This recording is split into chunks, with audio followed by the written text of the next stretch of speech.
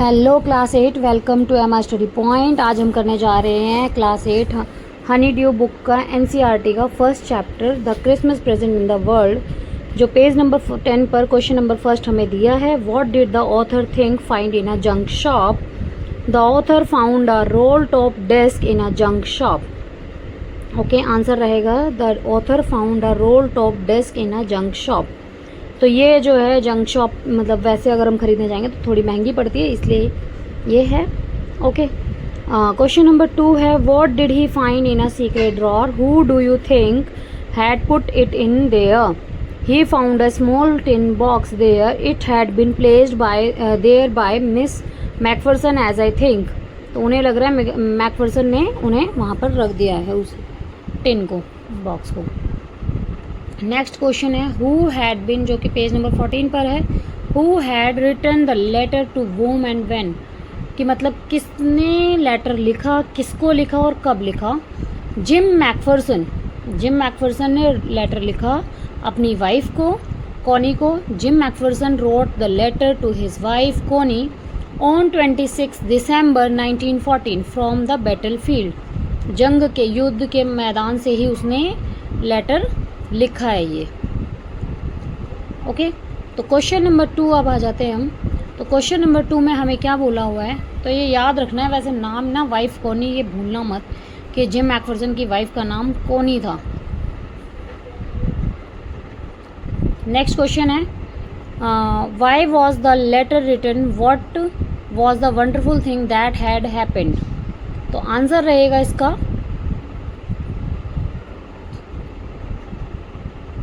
Answer होने वाला है, Jim McPherson wrote the letter to his wife Connie and describe the wonderful event that had happened on the day of Christmas. कि मतलब जब gym McPherson ने letter लिखा अपनी बीवी को और डिस्क्राइब कर दिया कि क्या इवेंट हुआ है उस दिन, क्रिसमस वाले दिन।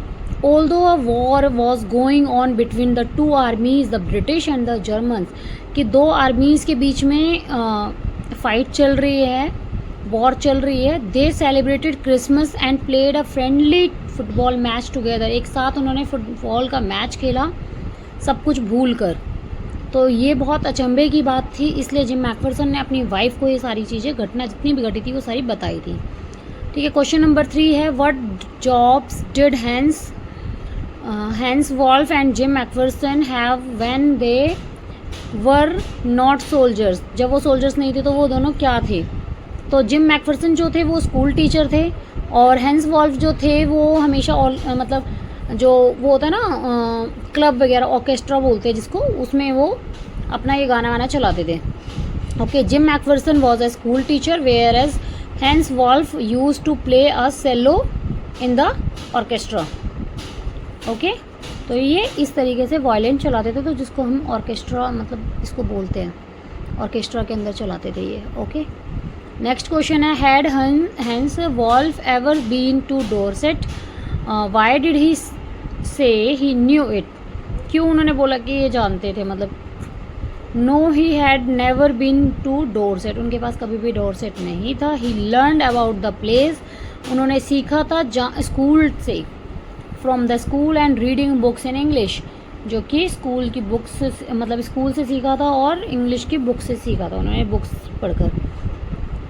ओके, तो ये आंसर्स ना बेटा जैसे मैंने लिखे हैं वैसे एज इट इज़ उतार देना, आप लोग फुल मार्क्स स्कोर कर लेंगे। क्योंकि और ये लर्न कर लेने हैं, एक एक आंसर्स को अच्छे से लर्न कर लेना। Don't forget about to learn because they are important questions, they are in the middle of the chapter, so that's why. Okay, question number 5, do you think Jim McPherson came back from the war. How do you know this, कि मतलब क्या gym McPherson को पता था कि वो वापस क्या मतलब क्या वो सोच रहे थे कि मतलब क्या होगा वॉर से जब वापस आएंगे। How do you know this, कि तुम कैसे जानते हो। Jim McPherson did not return from the war, वो वापस नहीं आए थे। ऑन टिन बॉक्स पे it was written in a clumsy writing. Clumsy writing, hand writing मतलब जो कांपती हुई हैंड राइटिंग में। Jim's last letter received January 25, 1915। Okay, तो क्लमसी हैंड से लिखा था उन्होंने, तो इसलिए उनका पता चल गया था कि वो जिम्स लास्ट लेटर है। To be buried with me when the time comes, this line supports our answer. आप देखो, टू बी ब्यूरिड का मतलब है कि उनको जब दफना दिया गया था मेरे साथ ही, मतलब इसको जब ये टाइम आएगा। ओके, तो दिस लाइन, ये लाइन जो है सपोर्ट करेगी हमारे आंसर को। ओके, अब हम नेक्स्ट क्वेश्चन की तरफ चलते हैं, जो कि क्वेश्चन नंबर है हमारे 15 पेज नंबर पे। 15 पेज नंबर पे हमारा पहला क्वेश्चन है क्या, why did the author go to Bridport?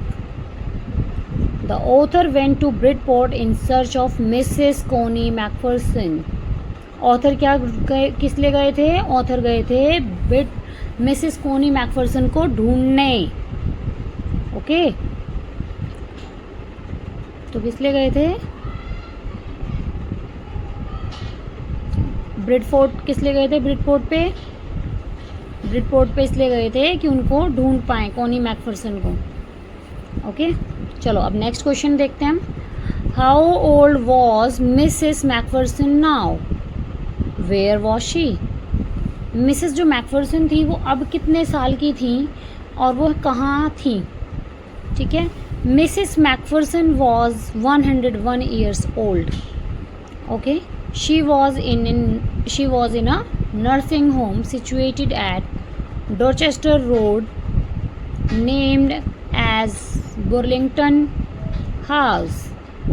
The place was on the other side of the town.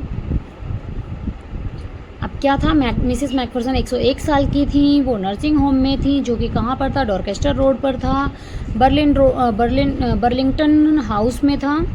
ठीक है, जिसके नाम से जानते थे, बर्लिंगटन हाउस के नाम से, और जो ये जगह थी वो दूसरी शहर के दूसरी तरफ थी। अब हम अगले क्वेश्चंस करेंगे। नेक्स्ट क्वेश्चन हमारे पेज नंबर 16 के। हु डिड कोनी McPherson think her visitor was? कि मतलब कौन मिलने आया था कोनी मैकफरसन के पास, मतलब क्या सोचा था उन्होंने, क्या सोच रही थी कि कौन मिलने आएगा? तो कोनी मैकफरसन थॉट हर विजिटर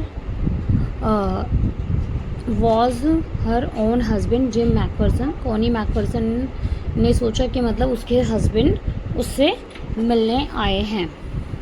ठीक है, नेक्स्ट क्वेश्चन है हमारा, विच sentence in the text shows that the visitor did not try to hide his identity?